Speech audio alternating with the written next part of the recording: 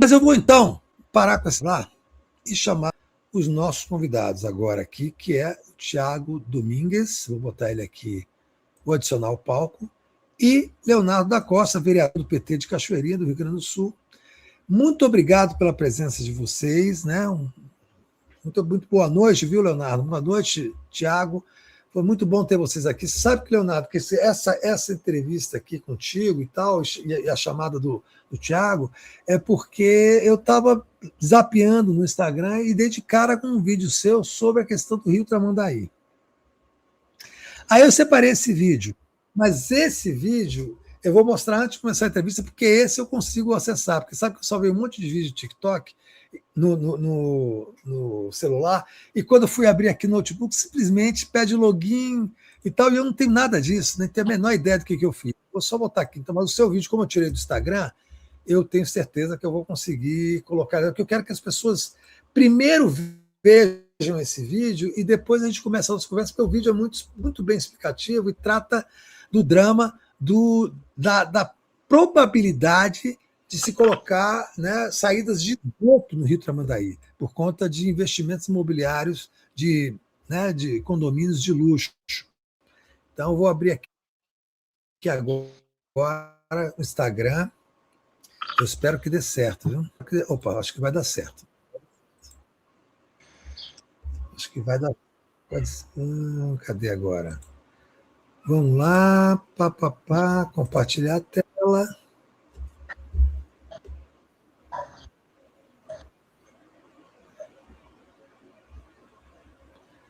Tem um problema. Tem que estar no Chrome, né? Eu acho que é isso, porque quando eu salvo aqui no celular, no coisa, que vai para. Ele vai para o browser do Windows, que não é o Chrome. Então é isso, por isso que eu não estou conseguindo acessar nada.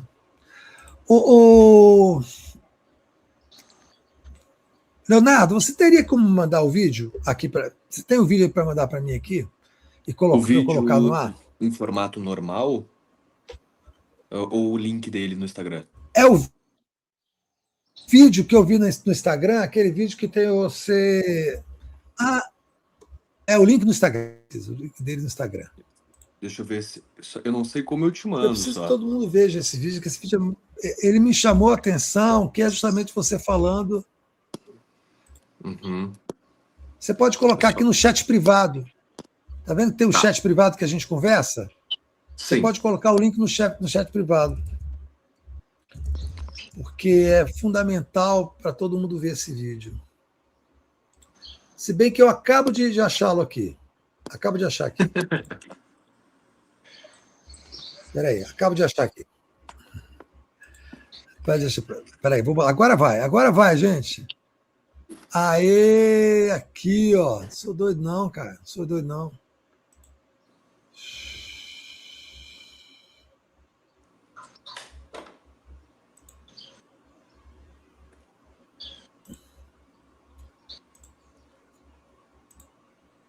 Agora vai entrar, olha aqui, é esse vídeo. É esse vídeo aqui.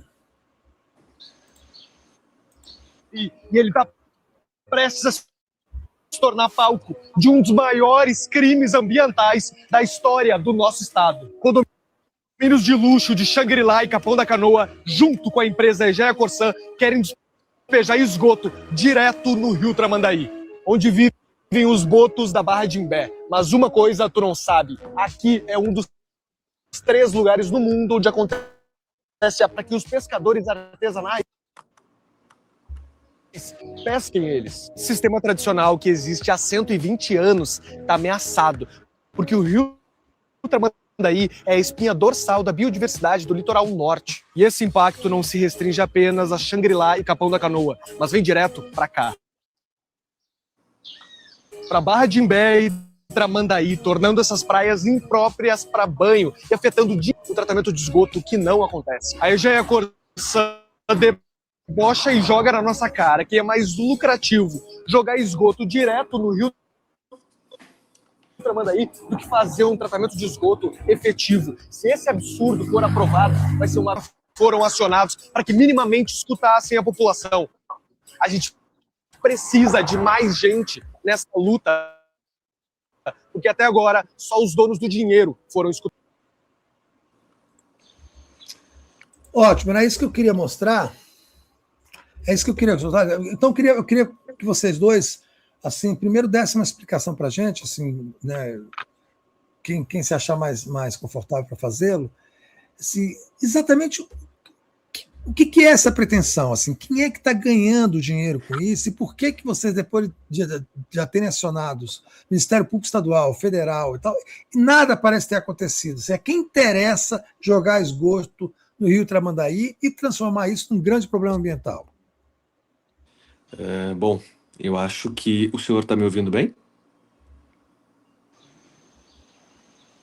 Estou O ouvindo bem, senhor pode falar. está ouvindo bem? Bom, boa noite. Agradeço o senhor por esse espaço de diálogo e comunicação. E eu acho que, às vezes, a gente tem uma dificuldade muito grande aqui no estado do Rio Grande do Sul de romper as nossas fronteiras e de que o resto do Brasil saiba o que está acontecendo, né?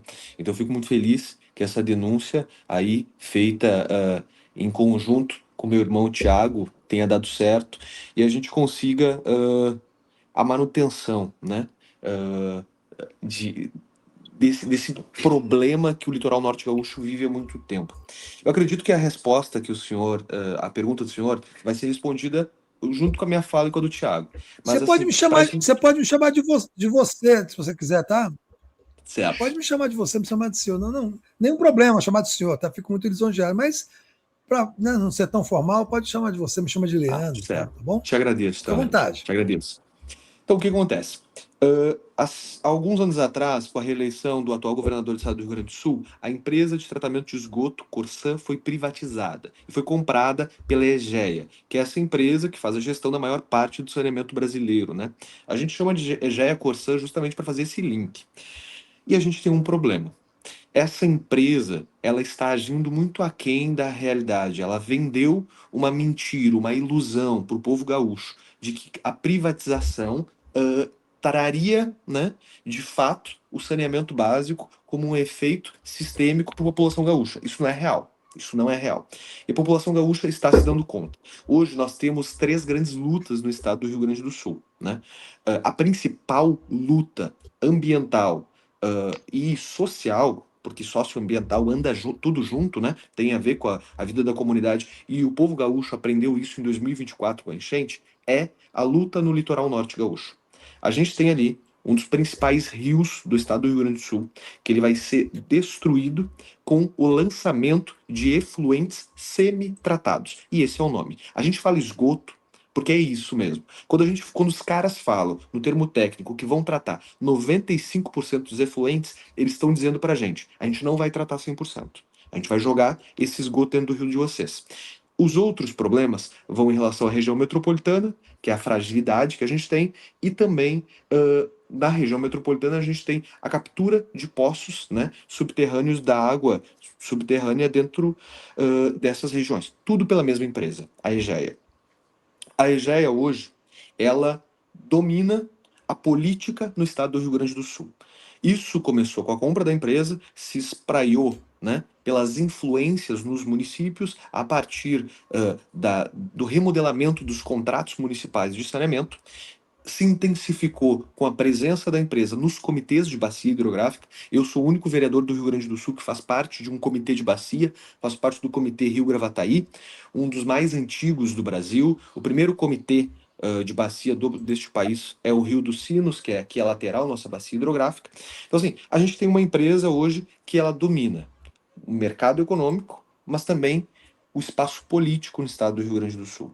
E ela, aliada a outras empresas, tem interesse em não investir 100% no tratamento de esgoto, mas sim despejar dentro do rio Tramandaí. E o que acontece? Tudo isso com aval do Estado. Tudo isso com aval do Estado, com ok do Estado. O Estado está dando ok para isso. Porque não é um Estado que se preocupa mais com a comunidade. É um Estado neoliberal, né, privatizador, que visa o lucro imediato de algumas empresas em detrimento do bem-estar da população. E aqui a gente está falando do litoral norte gaúcho, que recebe uma praia ali de Imbé e Tramandaí, 1 milhão, 2 milhões de pessoas na virada do ano. Então, assim, o litoral gaúcho, ele vai receber muita gente. Acho que, assim, para a gente começar essa conversa, eu já Leonardo, explano... desculpa te interromper, mas esse volume de 1 milhão, 2 milhões de pessoas já provoca naturalmente algum problema ambiental, mesmo sem a questão do esgoto, né? Sim, Já é um problema assim. O que acontece com essa? O que está acontecendo com essa região já por conta dessa superpopulação de final do ano? O que pode ocorrer se houver o lançamento de esgotos no Tramandaí? então, assim, o Brasil ele é muito interessante porque o Brasil ele vai se constituindo nas costas, né? Na costa litorânea. Mas no Rio Grande do Isso. Sul, não. A gente está a 100 quilômetros, a maior parte da população, a 100 quilômetros da praia. Eu moro da região metropolitana, sou um vereador de uma cidade da região metropolitana. E todos nós vamos para o litoral na virada do ano, né? A gente vai para fazer a virada. É um impacto urbanístico absurdo, né? Tem a questão da especulação imobiliária, a falta de saneamento, tem a dificuldade natural das cidades se desenvolverem e tem um impacto ambiental que isso causa. Isso tem uma certa... A gente vai empurrando com a barriga enquanto política pública, né? Só que a gente está falando aqui de outra coisa. A gente está falando de um... Porque dentro desse processo de fossas e da localização natural, né, de um período do ano, que é o verão, que vai receber um contingente populacional absoluto, a gente está falando de outra coisa. A gente está falando de que a especulação imobiliária e os novos loteamentos não querem fazer estação de tratamento. Eles querem lançar e despejar direto no rio, né? A gente está falando de uma outra coisa, fora o impacto, que seria um impacto previsível. E eu acredito que, assim, até e daí, aí eu volto, né, que inicialmente pode responder algumas perguntas, mas o Thiago vai poder contribuir com a gente, porque o Thiago é a grande luz que a gente tem hoje no estado do Rio Grande do Sul em relação ao litoral. Não existe ninguém que ilumine mais a defesa do nosso estado do que ele. Tiago, então, por favor, nos ilumine. Tiago está tomando uma quantidade absurda de chimarrão ali, hein? Que responsabilidade que o Leonardo me traz. Tiago, aproveita. É uma coisa, Obrigado. antes de tudo, eu tenho a impressão que vocês dois fazem parte do mesmo coletivo, né? O Mata do Júlio, é isso? Ou não? São coletivos diferentes, mas a gente está sempre interagindo, porque é muito próximo. Os Pois municípios, é, eu queria perguntar uma coisa. Assim, por que vocês se obrigaram a fazer esses coletivos? O governo do Rio Grande do Sul, o governador Eduardo Leite, ele tem alguma relação com essa luta de meio ambiente ou ele tem sido um agente favorável justamente a essa questão dos condomínios de luxo? Então, na verdade, a política do Eduardo Leite é nossa grande adversária hoje, né? Inclusive, os coletivos foram montados por necessidade, né? Eu acredito que o Léo, em algum momento, sentiu necessidade de integrar algum coletivo, porque sempre quando a gente vê as coisas que estão erradas, a gente tenta intervir, chega um momento que a gente dá de cara com uma parede. E a gente pensa, não, a gente precisa ampliar a luta, trazer outras formas de pensar para construir coletivos, né? Então, o Mato do Júlio é um coletivo atuante mais na região metropolitana de Porto Alegre, no município de Cachoeirinha, e o MOVE hoje ele está mais concentrado num eixo do litoral norte do Rio Grande do Sul, que é o eixo Imbé, Tramandaí, Capão da Canoa, Xangri-Lá e Osório, buscando se expandir também para outras regiões, né? Levando em conta que o litoral norte do Rio Grande do Sul tem 21 municípios e é uma extensão de costa de cerca de 200 quilômetros, né? A gente está mais concentrado no eixo em torno do Rio Tramandaí, porque toda essa extensão de costas tem uma coisa em comum. Todos nós consumimos as águas da mesma bacia hidrográfica, que é a bacia do Rio Tramandaí.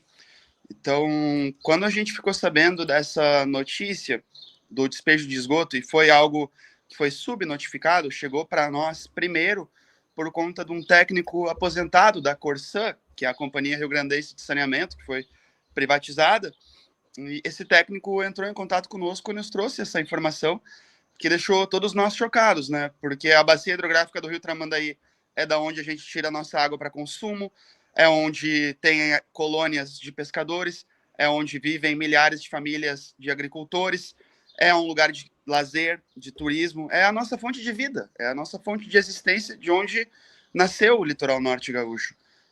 E a gente estava consciente de que sozinhos não conseguiríamos enfrentar essa demanda, né?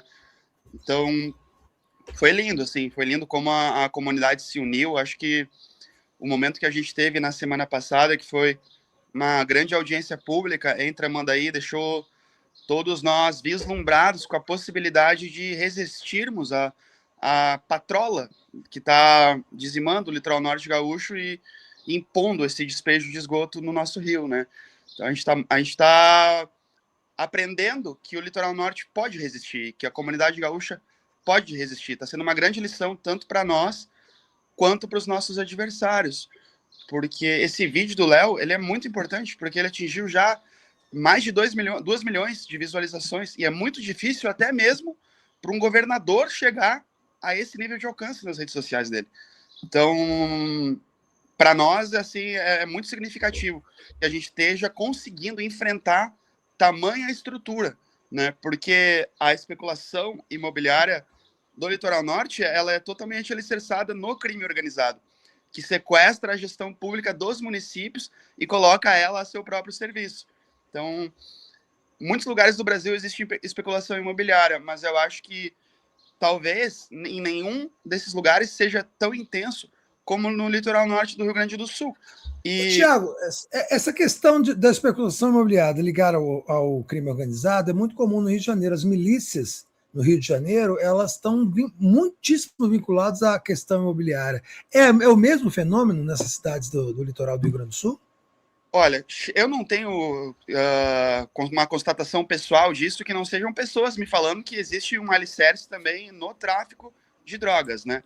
Mas quando eu falo em crime organizado, é por causa que é uma organização que consegue entrar na gestão pública e fazer dela o seu bem-querer, entende? Utilizar como bem entende. Os prefeitos são capangas, os vereadores são capangas. Então, esse é o andamento da coisa.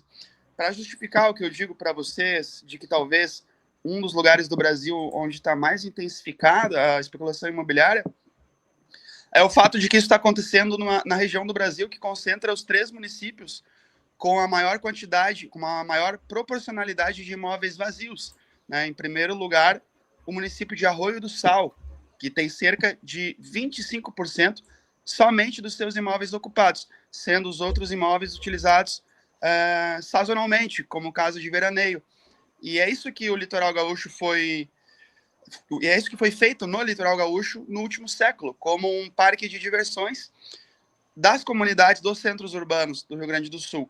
Porém, agora eles encontraram uma nova metodologia de ocupar o território, que é diferente, que são os loteamentos de condomínios de luxo, onde eles cercam grandes áreas, né? Ali dentro, eles fazem a terraplanagem de tudo, tiram tudo que existia de vida, derruba tudo.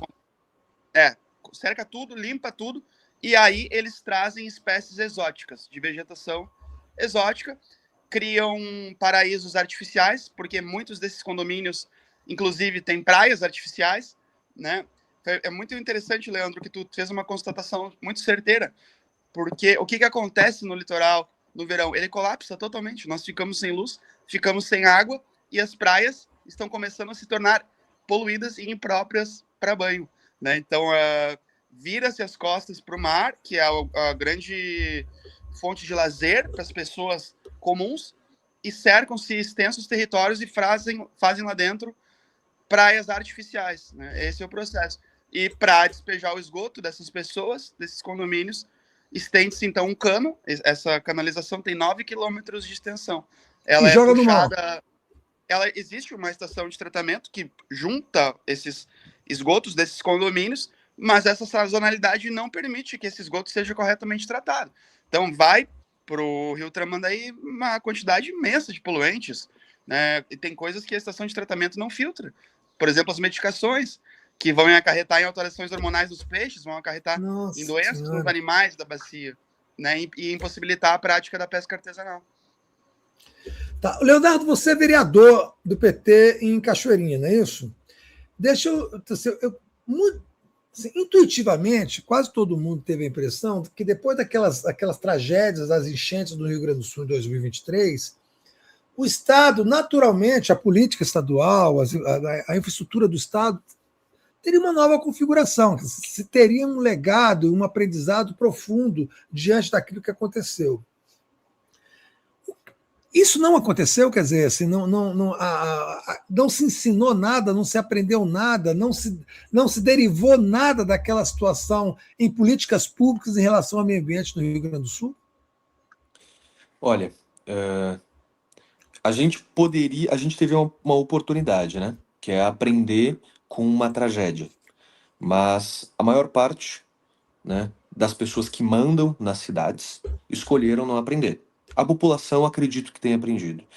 A gente vê nas comunidades das regiões metropolitanas, interior do estado, litoral ou até na capital, uma mudança de perspectiva, né? A questão ambiental passou a virar rotina. Nós recebemos, o meu celular está utilizando, mas nós recebemos essa semana alerta da Defesa Civil sobre temporal. Isso é o novo normal que a gente vive. Então, as pessoas estão se adaptando. Quem manda, não. Quem manda não vê interesse nisso. Isso é importante ser destacado, porque a gente viveu a enchente de 2023, que destruiu o Vale do Taquari, a enchente de 2024, que destruiu o Vale do Taquari, centro, região metropolitana e capital, né? E, bom, sequências ainda maiores de vento, granizo, enfim, eventos climáticos extremos. Virou uma nova realidade. Só que daí a gente tem que entender quem é o Rio Grande do Sul. O Rio Grande do Sul, enquanto política pública, ao mesmo tempo que ele é o Estado que é um dos precursores na luta ambiental dos anos 50, 60 e 70, ele também é hoje, né, e foi, nos últimos anos, o laboratório do que a gente entende como PL da devastação, né, com a mudança do Código Ambiental feito pelo governador Eduardo Leite. Então, essas mudanças que foram agora implementadas no PL da devastação, que o Rio Grande do Sul já foi fazendo a toque de caixa, foram feitas ali atrás pelo governador Eduardo Leite. Então, assim, a comunidade, quem está na rua, quem está nos bairros, aquela pessoa que é o cidadão normal que a gente conhece, e eu falo porque eu vivo num município desse tamanhinho, geograficamente muito pequeno, na região metropolitana, um município de gente humilde, a gente entende a mudança. Mas o meu município, a minha cidade, ficou com 25 mil pessoas embaixo d'água durante mais de 20 dias. Porque a água entrou na casa das pessoas e não saiu. A água parou. Então não é uma enchente como a gente vê em alguns outros estados, que a água entra e vai embora. Não, ela ficou. E 1 ano e 7 meses depois, a gente ainda não tem um sistema de proteção contra as cheias, mesmo o governo federal tendo mandado dinheiro. E essa é uma discussão que a gente tem assim, ó, atual. Veio dinheiro, não foi feito nada. Então a gente não tem um dique para proteger, a gente não tem uma casa de bomba, a gente não tem um sistema de alerta, a gente não tem nada, né? A gente tem o governador usando um coletinho da Defesa Civil e o grupo de WhatsApp. É o que nos resta. Então, a gente teve uma oportunidade. Da mesma forma que na pandemia, nós não aprendemos de forma coletiva. Por quê? Porque o que não é coletivo não vai ser construído. O Rio Grande do Sul, ele caminha para novas tragédias. A primeira vez que um desastre acontece como esse, de tamanha magnitude, é uma tragédia. A segunda vai ser como uma farsa, porque teve a oportunidade da mudança e ela não foi efetivada. Nós, de fato, entramos na eleição de 2024 elegendo majoritariamente políticos anti-agenda ambiental. Em 2026, se o estado do Rio Grande do Sul não mudar, ele elegerá de novo políticos anti-agenda ambiental. E como é que se explica esse paradoxo? Uma população que é massacrada por questões ambientais, que tem bastante informação circulante sobre a questão ambiental, que se demonstra de todas as formas possíveis, inclusive tendo plataformas digitais que facilitam o acesso à informação, sobre quem são os culpados e o que são essas tragédias. Como é que se explica esse paradoxo, Leonardo e Tiago? Como é que você explica essa paradoxo da despolitização sobre um tema que é crucial para a sobrevivência da população no Rio Grande do Sul?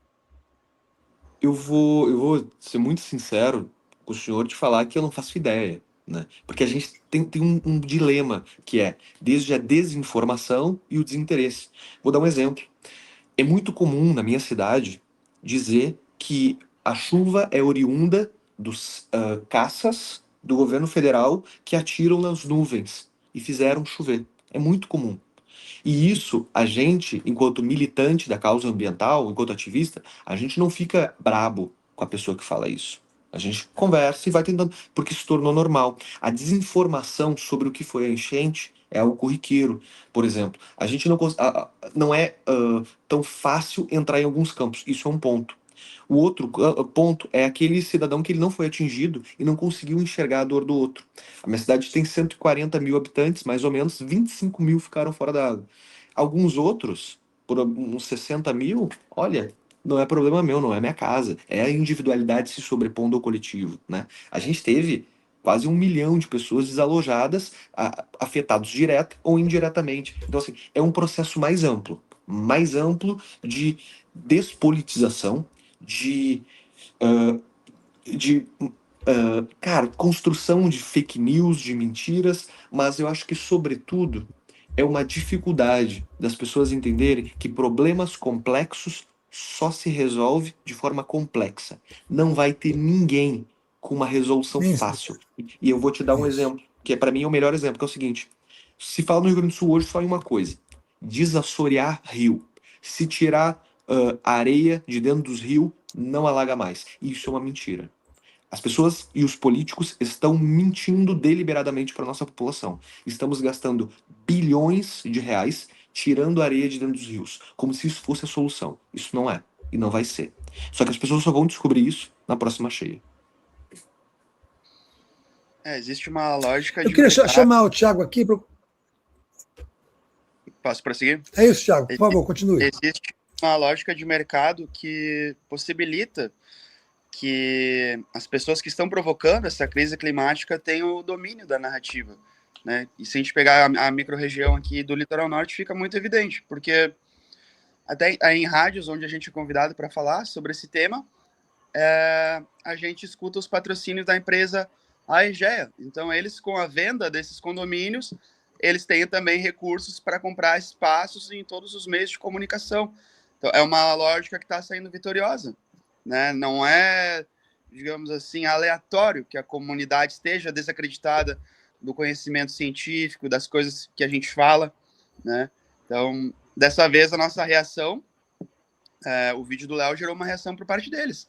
A partir daquele vídeo ali que foi amplamente divulgado, chegou a ti, né, Leandro? Agora estamos aqui no Farol Brasil. O governo do estado se posicionou diante daquilo ali e emitiu uma nota com várias mentiras, mentiras tolas, simples, bobas, né? Que para nós é fácil de refutar. É isso que a gente está fazendo agora. A gente está construindo, junto com os professores da Universidade Federal do Rio Grande do Sul, um documento para se contrapor novamente ao governo do estado do Rio Grande do Sul, né? É um xadrez que não tem hora para acabar. Tiago e Leonardo, como é a cobertura da mídia sobre essas questões do Rio Grande do Sul? A mídia é dominada também pelos interesses da especulação imobiliária? Vai lá, Léo. Bom, eu vou dizer que, assim, eu conheci o Thiago, na verdade, por conta da luta contra o mercado imobiliário. Eu comecei o coletivo do qual eu faço parte por conta da luta contra o mercado imobiliário na região metropolitana de Porto Alegre. Uma área chamada Mato do Júlio, que é uma área de 256 hectares de Mata Atlântica que querem construir um condomínio. A gente tem um problema muito sério. A gente consegue falar sobre os efeitos da vegetação e da mudança do clima em Cachoeirinha, da questão de fauna e flora, da questão de enchente. Cachoeirinha fica na margem de um rio, que é o Rio Gravataí, mas a gente não consegue entrar na TV e na mídia tradicional falando contra a possibilidade de um condomínio. E isso sempre foi muito sincero da parte dos jornalistas, falando: Léo, isso não dá, isso não nos é permitido. Em 2024, nós ingressamos, também Thiago e outros movimentos, numa luta em Porto Alegre contra um condomínio de luxo de uma das maiores empresas do Rio Grande do Sul, que é o Grupo Zafari. É um grupo de rede de supermercado. Supermercado, né? O Grupo Zafari, ele não é só uma rede tradicional. Ele é tradicional ainda mais nessa época do ano, Natal, porque ele faz a campanha natalina e ganha o coração de todo mundo. Mas o Grupo Zafari, ele tem outros investimentos. Um deles é no mercado imobiliário. Eles decidiram que eu fazer o maior condomínio de alto padrão de Porto Alegre, numa área de floresta de Mata Atlântica. Nós ingressamos nessa luta e ganhamos, paralisou a obra em 2024 e há um mês atrás ganhamos o reconhecimento do Ministério Público de que os documentos de licenciamento ambiental eram equivocados, abro aspas, fraudulentos, né? Então paralisou a obra, não está tendo. A gente não consegue falar sobre isso em nenhum lugar. a não ser na rede social, a não ser em mídias paralelas, porque a mídia tradicional, ela não consegue. E daí, claro, eu entendo as limitações, sei o que que é uma empresa é privada, ela visa lucro, a A TV, ela quer... RBS ignora vocês? A RBS ignora vocês? Não, não diria isso, não diria isso. Eu tenho muito carinho pelo jornalismo, muito carinho mesmo. Eu acho que não ignoram, mas tem limites que eles não conseguem. E são os limites empresariais, né? É tipo assim, a gente Sim. consegue até aqui. Aqui a gente não consegue ir, cara. Porque aqui tem um contrato, tem outro contrato, então chega na nossa limitação. E Publicidade, isso né? não é. E daí isso é assim, tu vê que o jornalista, o câmera, o pessoal ali tá tudo assim, cara, a gente queria muito, mas isso a gente não pode. E isso há anos. Eu, pelo menos desde 2019, convivo com isso. Vocês, nos coletivos com os quais vocês trabalham, vocês criaram mídias específicas para fazer essa comunicação? Tem uma estratégia de comunicação para fazer isso? Não? Sim. O Léo é. O Mato do Júlio, assim, é o carro-chefe nosso aqui, né? Do Rio Grande do Sul. É quem. A gente começou muito. Acho que o Léo talvez também tenha tido inspiração. A gente tem um amigo nosso que é deputado, que é o Matheus Gomes também, que vem da Força da Juventude. Então, sempre encarou os problemas de frente, assim. Acho que a gente se inspirou muito nele. O Léo veio junto também, mais ou menos na mesma fase. Cresceu muito, né? Dominou a. Felizmente, muito felizmente, dominou a questão do algoritmo do Instagram e mostrou que pode ser uma ferramenta potente até para as vozes mais radicalizadas, né? Embora a gente saiba que muitas vozes radicalizadas estão perdendo suas contas, né? Chega um momento que a própria Meta, o Instagram, não toleram, mas a gente tem feito Sim. muito da nossa comunicação autônoma nossa. Nós do Movimento em Defesa do Litoral estamos organizados em grupos, né? Um dos nossos grupos é o grupo de trabalho da comunicação. Imagino que o Mato do Júlio também funcione de forma semelhante, né? Isso são jovens, né? Isso que é interessante ver. São jovens, pega um que tem mais aptidão para fotografia, outro para o audiovisual e juntando todo mundo faz um belíssimo trabalho que transcende muitos trabalhos, inclusive de Estado.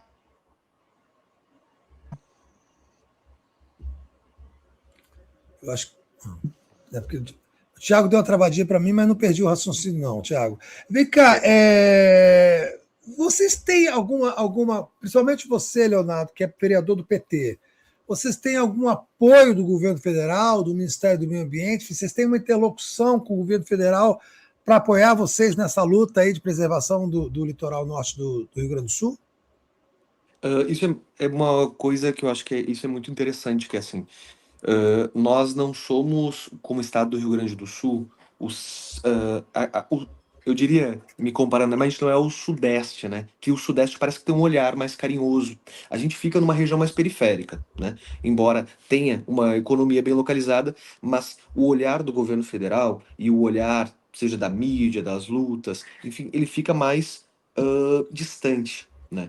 A gente hoje, e daí isso é uma crítica muito séria que eu tenho feito, a gente tem dificuldade de entender quais são os programas do governo federal, vulgo MMA, Ministério do Meio Ambiente, no Rio Grande do Sul. É difícil de entender, porque falta braço conectando o Estado. Então, quando a política pública ela é feita em Brasília e não tem um vínculo direto com o Estado, ou o Estado, como acontece no Rio Grande do Sul, não quer a participação do governo federal, a gente fica cego, a gente não consegue enxergar isso. Existem políticas e sempre existiu uma comunicação e um trânsito com o IBAMA, com entidades como o ICMBio, direto. Respondem, são atenciosos, são prestativos. Mas enquanto uma força política que incida sobre o Estado tem muita dificuldade. E isso por conta de ser hoje o que a gente reconhece como um Estado periférico, né? Na macropolítica brasileira. Mas assim, desculpa, Tiago, mas não é de se estranhar que você, sendo do PT, um vereador eleito, mesmo em cidade pequena, tá, da grande Porto Alegre, não seria mais fácil você fazer essa interlocução, você criar esse elo, esse vínculo com o governo federal, mas isso não acontece, na sua opinião, por conta da burocracia, da forma burocrática que se dão essas relações, é isso? Eu não diria que é por conta da burocracia, porque a burocracia é quando impede a gente. Eu acho que é uma escolha mesmo. É uma escolha da metodologia de uso e de aplicação de um governo, né? É um governo que é montado por frente ampla, todo aquele processo, a gente sabe disso. Então, assim, tem todas as suas dificuldades, mas também tem uma escolha. E ele vai priorizar alguns locais, algumas políticas, né? E a gente sabe que a política ambiental não foi priorizada no governo Lula. Vulgo pele da devastação. Passou patrolando, teve até gente do PT votando favorável, que é uma vergonha, né? Então, assim, a gente tem essa dinâmica que a gente tem que olhar. Uh, a gente, enquanto Partido dos Trabalhadores no Rio Grande do Sul, tem dificuldade também de nos conectar com o Partido dos Trabalhadores a nível nacional, porque da mesma forma somos vistos por outros olhares. Então, assim, algo que deveria e parece ser mais simples, no fim do dia não é. Sabe? Tu não consegue ter aquele trânsito. A gente hoje tem a Secretaria da Reconstrução vinculada à Casa Civil, que ela atende, mas ela tá basicamente fazendo esse trabalho de liberação de orçamento para obras de reconstrução, para moradia, enfim, mas os programas e a política pública, no fim do dia, ela não chega. Ela tem muita dificuldade. O Tiago queria falar alguma coisa, por favor, Tiago.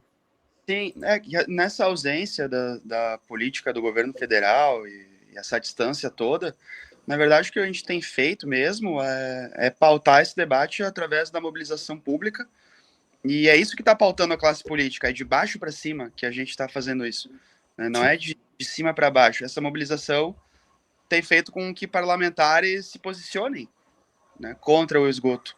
Por exemplo, o deputado federal Paulo Pimenta. E à medida que isso cresce e ganha proporção, a gente percebe que, naturalmente, quem se aproximou da pauta e da luta do povo trabalhador do Litoral Norte, das comunidades vulneráveis, foram políticos do campo da esquerda, né?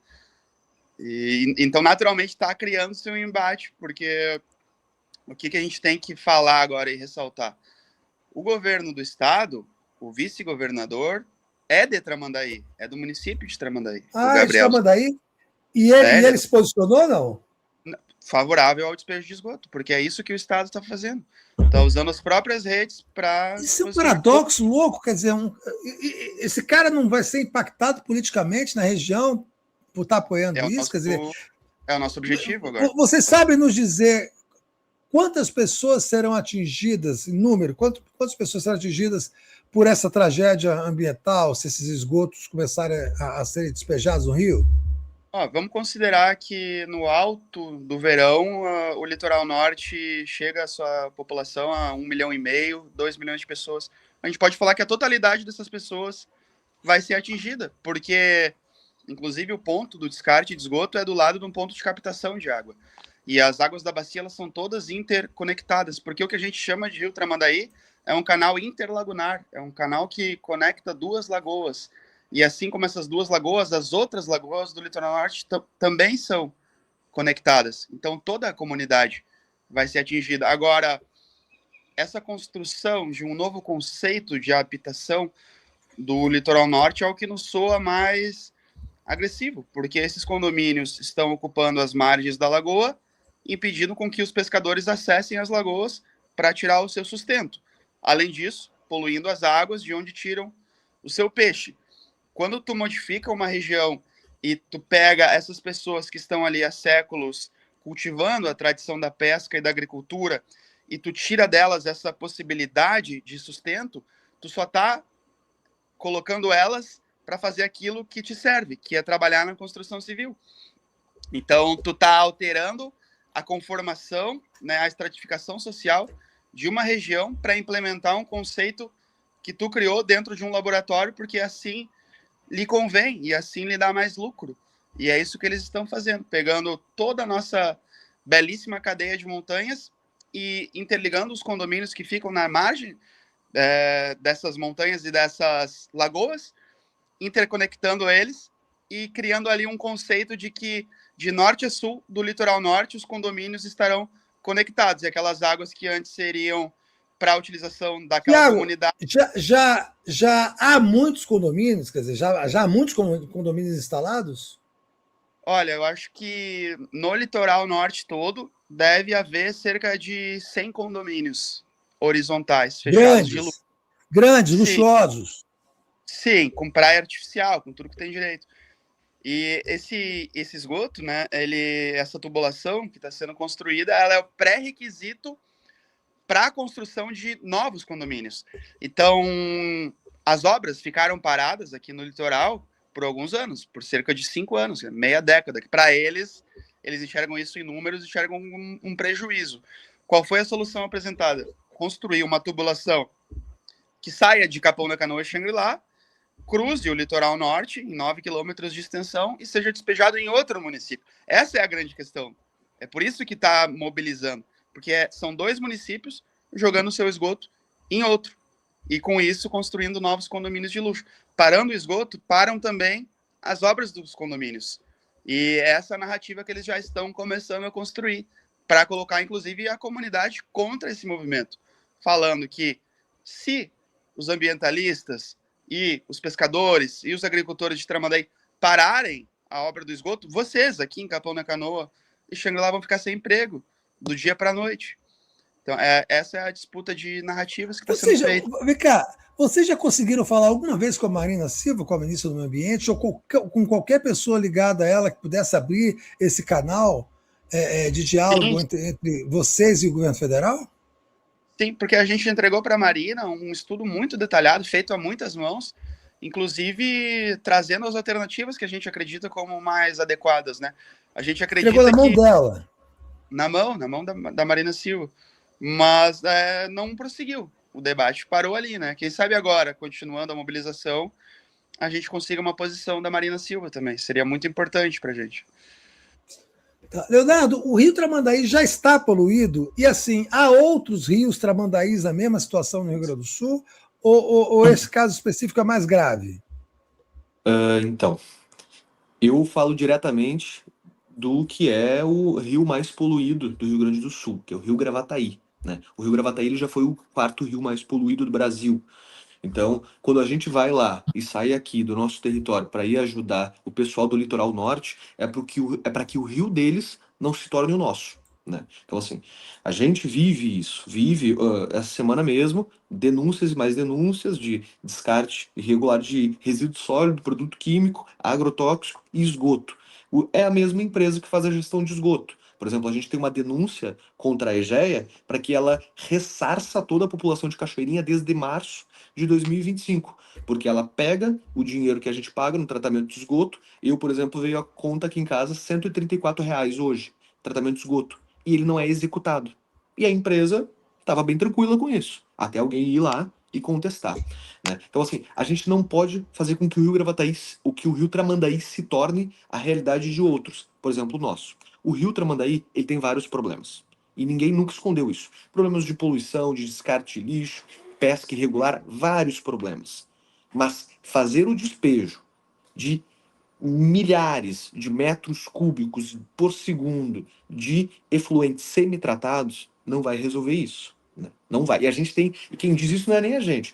Eu sou Leonardo, eu sou vereador, eu sou formado em História, faço mestrado em Ciência Política. Eu não tenho um capital técnico para falar isso. Quem fala isso é a Universidade Federal do Rio Grande do Sul, considerada a melhor universidade do Brasil. Então, assim, os caras estão dizendo pra gente, se esse despejo for executado, embora tenha sido autorizado, vocês vão ter um dos maiores problemas ambientais da história do estado do Rio Grande do Sul, que vai afetar mais de 20 cidades, vai afetar uma biodiversidade imensa. Como é que se resolve isso? Bom, com política pública, com seriedade, com responsabilização, né? Então esse é o caminho. E daí isso é a maior tranquilidade. Tem problema? Tem. A gente sabe que tem. Só que o que eles estão desenhando não vai resolver o problema, vai intensificar ele. Vocês, como ambientalistas, se decepcionaram com a COP30, com o que foi decidido, como foi discutido, enfim, como foi finalizada a COP30? Vou ouvir você, Leonardo, depois queria ver o Thiago também sobre isso. Eu fui, né, na COP. Eu tive grandes expectativas, assim, desde 2022, na verdade, quando foi anunciado. E aqui, na nossa cidadezinha, até na região, a gente tentou se mobilizar para várias pessoas ir, né, para ficar um negócio bem legal. Eu vou te dizer, assim, Leandro, que eu acho que a gente se frustra quando a gente cria uma expectativa, né? A gente sabia que não teriam grandes êxitos. E desde o início, eu tinha uma clareza para mim, que era, A COP30, ela vai ser um fator de mudança de perspectiva social. Não é um espaço de tomada de decisão coletiva e não é um espaço onde vão se decidir coisas para a humanidade. Coisas boas, né? Coisas ruins eles sempre decidem. Então, assim, isso não ia acontecer.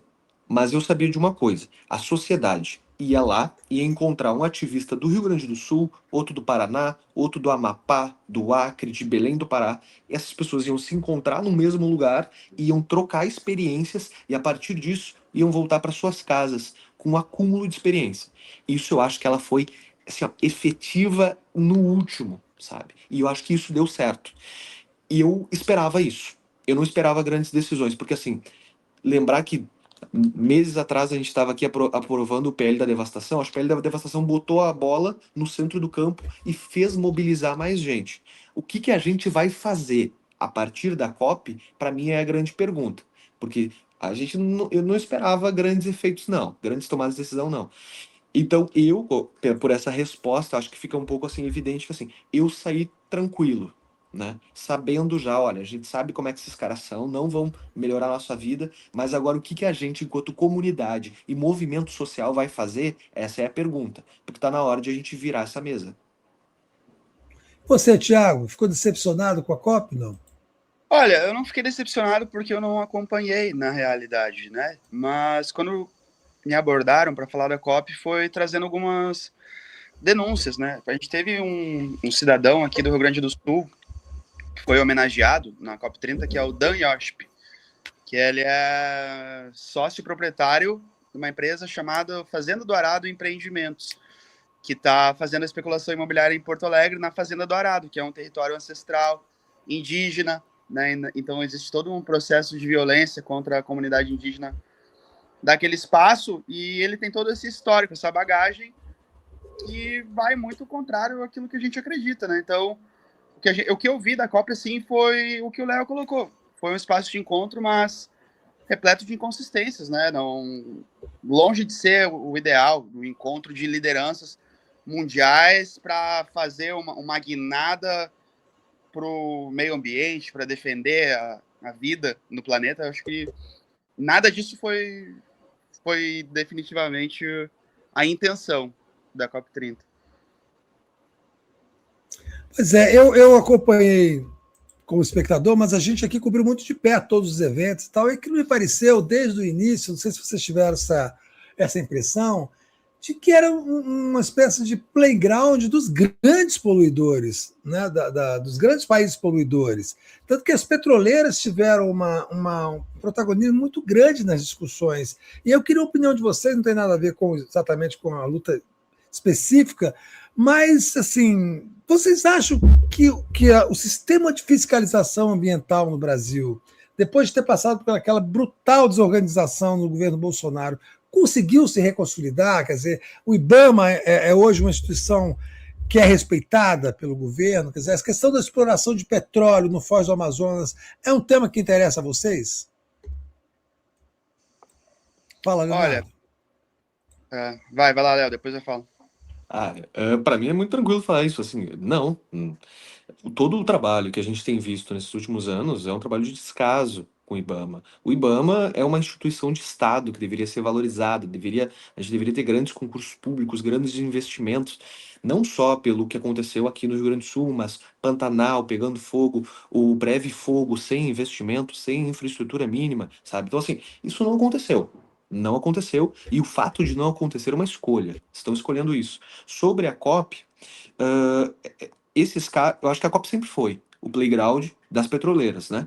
Das petroleiras, das instituições de petróleo e até, de certa maneira, alguns sindicatos, né? Que também ali tensionam em alguns momentos. Então, assim, o que o Brasil mostrou é que também a EGEA, enquanto grande empresa de saneamento, também podia ter a sua fatia do bolo, né? Nesse processo. Ela tinha um dos maiores stands lá na Green Zone, então esses caras também vão ali se consolidando. E isso não tem uma perspectiva de melhora. Porque também acho que nós, enquanto. E daí, claro, eu puxo a responsabilidade, mas sabendo que quem é que manda, né? Nós, enquanto movimento social, estamos muito aquém Nós fomos nos fortalecendo nos últimos anos com o processo de passada da boiada, porque o movimento social ele acaba sendo reativo, né? O PL da devastação fez as pessoas acordarem um pouco e ver que tem um problema, mas ainda falta uma conexão, falta um partilhamento de lutas para disputar uma realidade. O IBAMA não está diferente do IBAMA do Bolsonaro.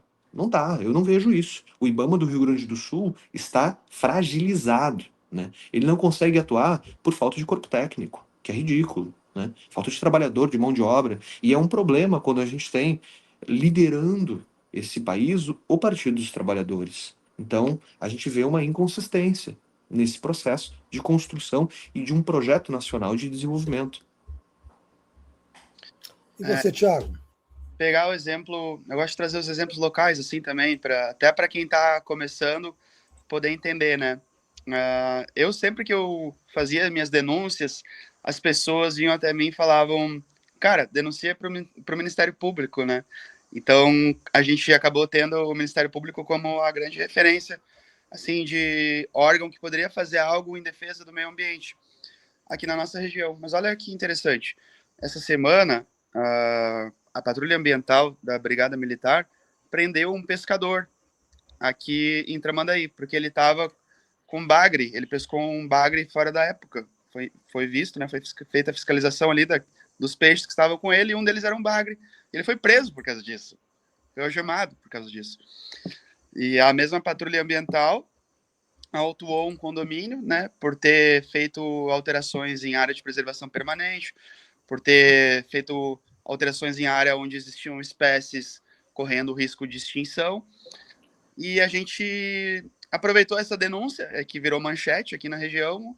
Pensamos, agora, né? Vamos pegar eles, vamos para o Ministério Público e vamos ver o que vai acontecer. E aí, no fim das contas, para resumir a história, assim, nos reunimos, né, com a promotoria do Ministério Público e a gente aprendeu que são meros burocratas, nos fazendo perder tempo, sabe? Infelizmente, preciso, obviamente, respeitar as pessoas que me escutaram e se reuniram conosco para falar sobre isso, mas eles seguem um protocolo inútil e ineficiente, porque o que foi dito ali? Tá, o que a promotora nos falou? Tá, nós vamos fazer assim, ó, eu vou montar um grupo de apoio técnico especializado para ir lá avaliar se é isso mesmo que aconteceu. Mas, poxa vida, a gente chegou ali a olho nu, é possível ver o estrago. É um crime feito ao ar livre, na frente de todo mundo. Não precisa de um corpo técnico especializado ser montado para meses depois. Isso. Então, a gente sabe que o que eles estão fazendo aqui tá dando certo porque toda essa burocracia beneficia eles. E, no fim das contas, o máximo que o Ministério Público consegue fazer são termos de ajuste de conduta, onde aquele empreendimento pega ali algumas mudas de árvore e planta lá a milhares de quilômetros daqui, que para nós não serve. Enquanto isso, o pescador que pegou um peixe fora da época está preso. É mais ou menos isso que está acontecendo no Brasil hoje. E tu sabe, Leandro, que é muito interessante, porque quando a gente pensa também na exploração da foz do Amazonas, a gente fala da emissão de carbono, que a gente precisava dar um passo atrás, né, e voltar. A gente precisa puxar um freio de mão, né? A gente tem aqui no Rio Grande do Sul uma ótima juíza, que é a doutora Rafaela, né? Doutora Rafaela, ela é grande doutora e especialista, com doutorado, de fato, né? Especialista no tema. Ela está tensionando, né, a grande indústria, né, da energia aqui no Rio Grande do Sul para uma transição energética, mas a gente não vê isso a nível nacional. E por que isso nos preocupa enquanto Rio Grande do Sul? Porque o Rio Grande do Sul é a porta de entrada dos eventos climáticos extremos, né? Isso é uma coisa que está entrando no cotidiano de cada uma das pessoas aqui, que sabe assim, se for chover mais por causa da mudança do clima, no Rio Grande do Sul vai chover mais. Se for ter granizo, no Rio Grande do Sul vai ter mais. Se for ter estiagem seca, no Rio Grande do Sul vai ter mais. Então, assim, a gente está vivendo isso, uma experiência que os outros estados vão viver daqui a 10 anos. A gente está vivendo agora. E a gente está tendo a nossa casa destruída por isso. E, enfim, a contradição tá aí, né? Para todo mundo ver. Leonardo, você vê uma ligação direta entre esses graves problemas ambientais, essas péssimas perspectivas de problemas ambientais, como essa possibilidade de esgotos no Rio Tramandaí, com o crescimento da extrema-direita no Brasil, especificamente com o crescimento da extrema-direita no sul do Brasil? A gente fala diretamente do Rio Grande do Sul, né? Um estado que tem um lado, né? Ele tem um lado político, mas também é o mesmo estado que cria o movimento ambiental gaúcho, que também é o mesmo estado que tem o maior produtor de arroz orgânico do MST, né? Então a gente tem uma complexidade. Eu sempre digo para as pessoas assim, ó, se tu fala de cara que o Rio Grande do Sul é bolsonarista, tá errado, porque é complexo, é difícil. A nossa região metropolitana é bolsonarista. A Serra é bolsonarista. O interior do estado não é. Mas o interior do estado também tem um olhar destruidor para a questão ambiental, né? Então, assim, tem um crescimento. E o crescimento da extrema-direita, e daí a gente coloca aqui bolsonarismo, né? Ele é nocivo para a sociedade. Porque esses caras, eles não veem como a defesa ambiental, a defesa dos rios, a defesa da sociedade como uma luta normal. Eles veem como oposição a eles. Então, assim, se hoje chega um morador para mim e fala: Léo, tem um jato que passou, atirou na nuvem e fez chover em Cachoeirinha. Tudo bem, vamos conversar, tentar entender se é isso mesmo. O que está acontecendo? Se passou esse jato aqui mesmo? Os caras não, eles veem isso como um inimigo, tem uma raiva, né? Tem um certo conflito. E isso está diretamente ligado. Porque essas empresas financiam esses caras viram líderes políticos que ingressam no sistema político, retroalimentam com contratos e licitações essas mesmas empresas e viram um sistema orgânico de financiamento da extrema-direita. É isso que a gente está vivendo, né? Então, assim, quando o Thiago fala que o Gabriel Souza, o vice-governador, ele dá aval para um projeto como esse, é porque a gente sabe que o Gabriel Souza, ele é candidato do MDB a governo do estado do Rio Grande do Sul. Então, assim, tu tá vendo, o vínculo tá ali, né? Ele é o cara que privatizou, enfim. Então, assim, tem total ligação. Tendo em vista também que foi o Eduardo Leite que revogou todas as legislações do Código Ambiental Gaúcho. Então, enfim, a gente tá com problemas bem sérios. Existe, hein, Tiago, também se você quiser falar, existe no Rio Grande do Sul uma estratégia de desinformação da extrema-direita nessa área especificamente? Quer dizer, há uma política, vocês conseguem detectar nas redes sociais uma política de produção de fake news, desinformação para a área ambiental? Olha, eu percebo em termo mais generalista, assim, as grandes mídias, os grandes conglomerados de mídia, passando um pano geral. Eu não diria que existe, assim, talvez uma rede voltada para o meio ambiente, uma rede de desinformação voltada para o meio ambiente, mas cada um desses aspectos que a gente aborda aqui, sejam os de Cachoeirinha ou do Litoral Norte, sempre vão ter os políticos deles defendendo o ponto deles e se organizando a comunicação deles a partir da perspectiva deles, né? E nós, da nossa. Com certeza eles fazem um papel de comunicação também muito bem articulado e eles são detentores da grande mídia, o que nós não somos, né? Então eles têm as redes sociais deles e têm a mídia também, que é a mídia que está na televisão de cada morador, né? De cada família. Da onde vem os recursos que para você é que vem recursos, né? Da onde vem os recursos que vocês têm acesso para manter funcionando os coletivos de defesa aí de meio ambiente do Litoral Norte? Que recurso, Leandro? Nenhum. Não, Você sabe, não tem nenhum tipo vaquinha. de vaquinha, né? De Sempre vaquinha. voluntários, nada? Não, é sempre vaquinha. Porque a vaquinha deles é gorda, né? Porra. A vaquinha deles é pesada, né? Imagina, Cara, imagina o eu vou lobby te. desses condomínios de luxo, qual é o tamanho da grana que rola, né? Tá louco. Cara, eu vou só. Eu vou ter que. Pela primeira vez aqui em muito tempo, eu vou ter que ser contrário ao meu amigo Thiago. Que eu vou dizer que eu acho que existe um projeto de desinformação que começou lá atrás, por volta de 2010, com uma discussão que todo o povo gaúcho lembra, o Thiago vai lembrar também, que é a mudança do nome do Rio Guaíba, né? Isso tomou o Rio Grande do Sul inteiro. O Rio Guaíba, ele fica nas margens de Porto Alegre. Porto Alegre se chama Porto Alegre porque era o desembarque do Porto Alegre dos casais açorianos, né? Então, teve toda a colonização de casais açorianos, então era o Porto Alegre dos casais açorianos. O Guaíba, ele é isso, ele é o entorno disso. E o Guaíba, enquanto um rio, ele tinha uma legislação, a legislação de metragem de área de margem, né? Do plano diretor. E quem encampou assim, de forma ferrenha a mudança da legislação para beneficiar os condomínios de luxo foi a mídia tradicional. Ela encampou, porque ela fazia matérias. O jornal, ele era todos os dias sobre é um lago ou é um rio, de uma forma meio de sátira, que foi fazendo as pessoas, talvez o Guaíba não seja um rio, o lago, porque o lago, ele vai ter outra legislação, que não é a do rio. E mudou, o plano diretor foi amassado, foi destruído dentro de Porto Alegre. E isso foi encampado pela mídia. Quando a mídia percebe que isso dá certo, ela entra nos processos de mudança do plano diretor de outras cidades, sempre grandes cidades regionais. Hoje, o Thiago deve ter visto essa semana, todas as emissoras de TV falam só sobre o grande litoral de luxo, Capão da Canoa, que é onde vai ter um dos emissários de esgoto. Então, assim, esses caras, eles encampam, e é um projeto coordenado, planejado, que começa pela grande mídia tradicional e vai se espraiando, né, pelos outros setores. Isso é um ponto.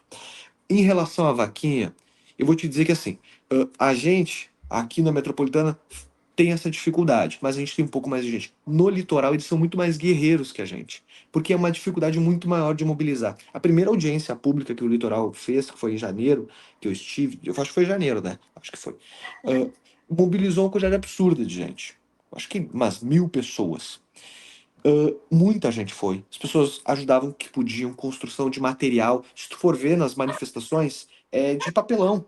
O formato do boto, o boto de larrilha, as pessoas fazem em casa e levam, né? As pessoas fazem o cartazinho e levam. É uma coisa muito comunitária. E agora, nessa outra manifestação, foram mais de 1.600 pessoas. Então, assim, é a maior mobilização que a gente tem hoje. E eles vêm muito com essa garra do como é que eu posso ajudar, né? E isso é liderado pelo pessoal do Movimento Litoral Norte. Então, assim, mas financiamento mesmo não tem.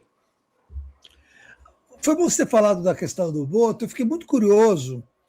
Primeiro, de saber que existem botos no Rio Tramandaí. Né? Eu queria que você contasse exato que botos são esses, né? Tipo o boto cor-de-rosa da Amazônia. E você falou de uma coisa chamada pesca cooperativa, que só tem 3 lugares do mundo, e lá é um desses locais. Que os botos empurram os cardumes para que os pescadores artesanais pesquem. Como é que isso funciona? Primeiro, que boto é esse? E o que é essa pesca cooperativa exatamente? Eu acho que melhor do que eu, o Thiago vai saber explicar, porque ele sabe o nome de todos os botos. Eu só lembro o nome da Geraldona, não lembro dos outros. Os botos têm nome, endereço e registro. As pessoas sabem deles. É uma coisa, não é simplesmente um animal marinho, é um ser comunitário. E daí, só para introduzir o que o Thiago fala pra gente. Para mim, a história mais incrível é quando um boto faleceu pela idade. Os pescadores ficaram tão sentidos que eles fizeram um velório. Então teve um velório para um desses botos, porque o trabalho ali ele é conjunto. Os caras entram no rio para pescar, trabalham e o boto trabalha junto com eles. É uma coisa assim, ó, incrível. Isso acontece. Sim, a espécie de boto chama boto de Larrilli, uma espécie que está extremamente ameaçada de extinção. Ali, por que tem boto no rio, né? É porque o rio ele se comunica com o mar, ele deságua no mar, um lugar que a gente chama de Barra do Rio Tramandaí. E os botos todo dia eles entram ali no canal e eles já se acostumaram com a presença de pescadores. E os pescadores se acostumaram com a presença deles. E como é uma família pequena de botos, os pescadores sabem o nome de todos eles e sabem reconhecer eles também pela nadadeira, pelo jeito de nadar, pelo jeito de emitir o sinal, que às vezes é com a cabeça, às vezes é com a cauda, né? O boto ele vai cercando o cardume da tainha e vai empurrando ela para a margem do rio, para a proximidade de onde estão os pescadores. Aí, para sinalizar onde está o cardume, eles batem a cauda ou acenam com a cabeça. Nesse momento, os pescadores jogam a tarrafa. Então, é exatamente isso que o Léo falou, é uma relação íntima que eles têm com os botos, porque sem os botos, eles muitas vezes não conseguem pegar o peixe. Então, ambos precisam, ambos se beneficiam. É uma relação biológica que a gente chama de cooperação, né? Essa é a pesca cooperativa. Então, tinha o boto lobisomem que faleceu, que mexeu com toda a comunidade, Cada né? boto tem um nome. Cada boto tem um nome. Então não são muitos botos. Não são muitos botos, 12, não são poucos cerca de botos. 12, eu acho. Olha que coisa, cara. Mês Que coisa passado incrível isso, eu nunca ouvi falar disso. mês passado foi notificado o nascimento do neto da Geraldona, que eles estão agora definindo o nome. Então eles E conhecem, quem sabem é que dá o exatamente. nome? É isso que eu ia perguntar. Quem é que dá o nome desses botos?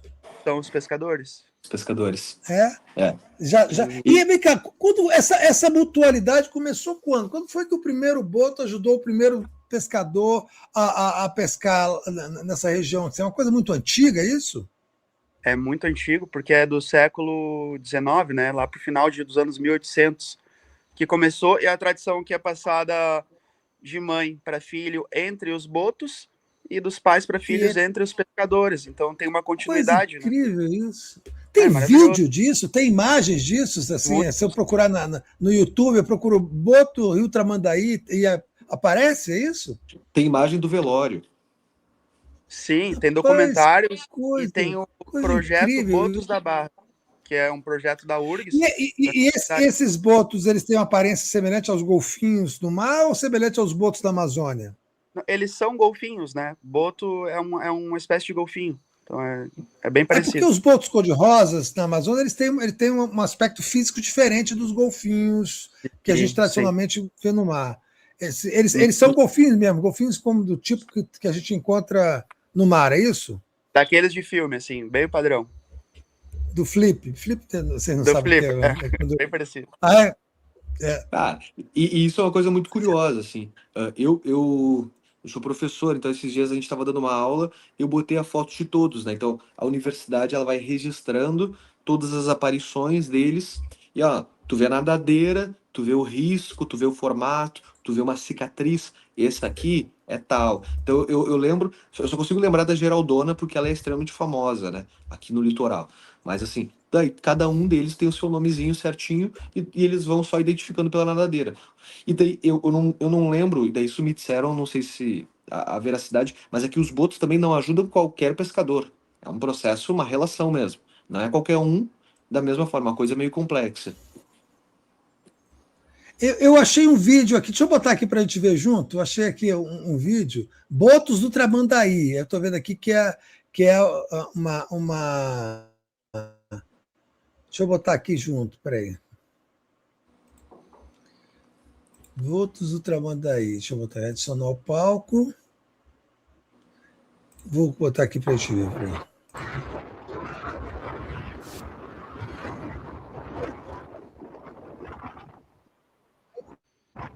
Trazendo os peixes para próximos pescadores, é isso? Isso.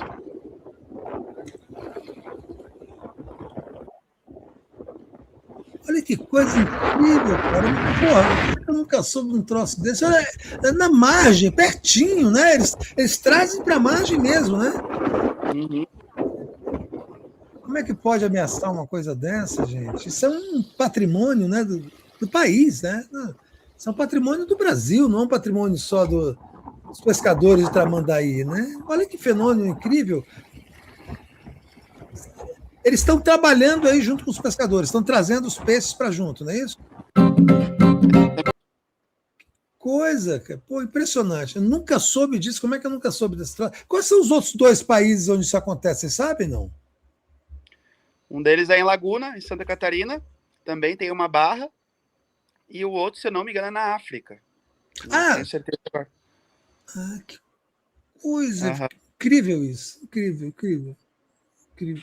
Quer dizer, e esses botos estão em risco de extinção? Estão em risco de extinção, porque, inclusive, andando pelas praias aqui do litoral, muitas vezes a gente vê botos de larrile mortos, né? Eles muitas vezes caem em redes de pesca. Aqui tem pesca de arrasto, tem a pesca que a gente chama pesca de calão também. Existem redes fantasmas, que são redes que foram abandonadas no mar, mas que continuam flutuando e que também pegam muita tartaruga, pegam muito boto de larrile, pegam a toninha, que é uma espécie de golfinho menorzinho. É isso que a gente está vivendo aqui hoje no litoral. E a Instituição Internacional para a Conservação da Natureza, que é a IUCN, que é quem determina as espécies que correm risco de extinção ou não, ela determinou o litoral gaúcho como uma área importante, como habitat importante para a conservação, para a reprodução de mamíferos marinhos, porque aqui tem lobo marinho, tem leão marinho, elefante marinho, uma ampla quantidade de golfinhos, né? Baleias, baleia franca, aparece bastante aqui. E muita gente não sabe, mas o litoral norte gaúcho, o litoral todo gaúcho, ele concentra a vida marinha, em especial os mamíferos. Não há uma política estadual específica para isso, não, para esse tipo de preservação? Quer dizer, há um desleixo institucional em relação a esses mamíferos, a esses peixes? Não? Totalmente. O desleixo ele não é só estadual, ele é nacional também. Porque se pegar aqui, olha essa demanda imensa que existe, né, de animais que vêm a encalhar aqui na beira. A gente, no litoral norte, a gente só tem um centro de reabilitação de animais marinhos.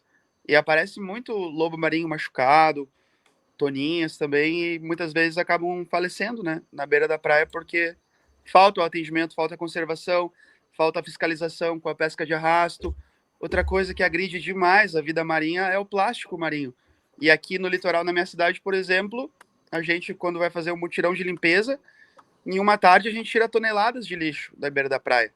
E esse lixo que contamina o mar, ele mata as tartarugas, porque as tartarugas comem sacolas plásticas achando que são algas vivas, águas vivas.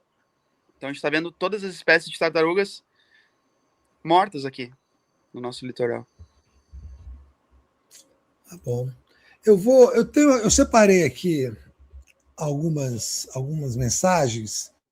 Umas são perguntas, outras são comentários, só para a gente ler junto e ver se vocês querem comentar aqui junto com a nossa audiência, que é altamente qualificada.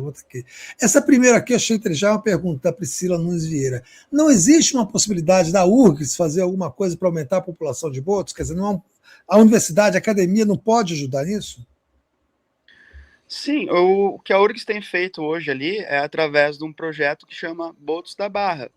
Então, os professores do Botos da Barra estão sempre com a gente. Se tem uma audiência pública para falar de despejo do esgoto no rio, são eles que estão lá sendo porta-vozes dos botos. Então, o que a gente pode fazer nós, enquanto comunidade e comunidade acadêmica, para conservar essa espécie é, na realidade, diminuir as agressões que afetam essas espécies. Então, pressionar os órgãos públicos para que fiscalizem a pesca do arrasto, para que fiscalizem o trânsito de embarcações na barra do rio Tramandaí, para que proíbam o despejo de esgotos. Então, na verdade, o que os botos precisam é da conservação do seu habitat. O resto é tudo com eles, né? Você tem, Leonardo, uma interlocução com a academia, com a universidade, para discutir, inclusive, sobre essa questão do Rio Tramandaí em específico, não? A universidade ela é extremamente parceira, assim, os professores da universidade, eu acho que de diferentes centros de pesquisa, né, a gente entra sempre numa questão da biologia por conta da biodiversidade, mas os caras da geografia, geologia, engenharia e até ciências humanas, que não têm a expertise para esse processo, eles são parceiros. Esses caras estão junto com a gente, desde a elaboração de materiais técnicos, científicos, da questionamento, na verdade, do questionamento, quando a gente precisa entender algo, será que isso... porque não sai como eu disse lá atrás, não sai da nossa cabeça que o despejo de esgoto vai ser prejudicial. Os caras, de fato, se debruçam, dedicam horas, pesquisam, compreendem, acumulam conhecimento e depois, olha, realmente, pessoal, isso aqui vai ser um problema. Assim, a universidade ela tem sido extremamente parceira nesse sentido. Tem o campus Litoral Norte, então a universidade, a URGS, ela consegue se relacionar. A gente precisa mesmo de mobilização social, que eu acho que isso é o cenário brasileiro como um todo, não é um fator nosso daqui, né? Porque, assim, esse corpo técnico e intelectual, porque a gente também precisa de intelectuais, né? Intelectuais, eles dão um norte, muitas vezes, a gente precisa de gente. Quanto mais gente, melhor.